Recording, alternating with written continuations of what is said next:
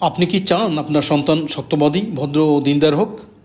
তাহলে আজ থেকে তাকে শুধু উপদেশ দিলেই হবে না, কারণ সন্তান আপনার কথা যতটা শোনে তার চেয়ে বেশি আপনার কাজকে অনুসরণ করে।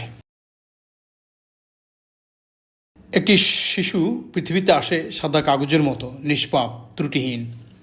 তার প্রথম বিদ্যালয় পরিবার, আর প্রথম শিক্ষক মা বাবা।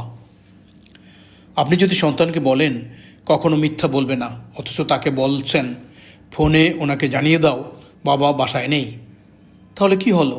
সে আপনার কথা নয়, আপনার কাজেই শিখবে।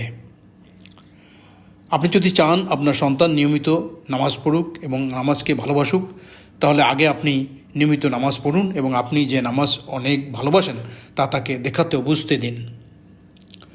আপনি যদি চান সে অন্যকে সম্মান করতে শিখুক, তাহলে তাকে দেখান আপনি কিভাবে আপনার বাবা মা, যদি তারা দেখে থাকেন, তাদেরকে, তার মা অর্থাৎ আপনার স্ত্রীকে এবং অন্যান্য মানুষকে কিভাবে সম্মান দেখান। মনে রাখবেন, সন্তানের চরিত্র গড়ার সবচেয়ে শক্তিশালী মাধ্যম হলো বাবা মায়ের নিজের চরিত্র। পবিত্র কোরআনে মহান আল্লাহ সুবহানাহু ওয়া তাআলা বলেন, ইয়া আইয়ুহাল্লাযীনা আমানু লিমা তাকুলুনা মা লা তাফআলুন, অর্থাৎ হে ইমানদারগণ, তোমরা যা করো না তা কেন তোমরা বলো। সূরা আস-সাফ আয়াত 2। এই আয়াত আমাদেরকে কি শেখায়? কথা ও কাজের মিলেই একজন মুমিনের বৈশিষ্ট্য তথা সৌন্দর্য। হাদিসে থেকে আমরা কি শিখি? আমাদের প্রিয় নবী রাসূল সাল্লাল্লাহু আলাইহি সাল্লাম বলেন, ইন্না কিয়ারাকুম আহসিনুকুম আখলাকান, অর্থাৎ তোমাদের মধ্যে ওই ব্যক্তি সর্বোত্তম যার স্বভাব চরিত্র সর্বোত্তম। উক্তিতে আছে, সন্তান আপনার উপদেশের চেয়ে আপনার উদাহরণকে বেশি অনুসরণ করে। তো প্রিয় অভিভাবক, এসব আলাপের প্রেক্ষিতে আপনার জন্য আজ কী করণীয় বা কী চ্যালেঞ্জ?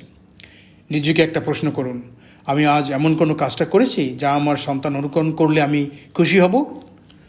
যদি এর কোনো উত্তর না পান, তাহলে আজ থেকেই একটি ভালো কাজ করার অভ্যাস শুরু করুন।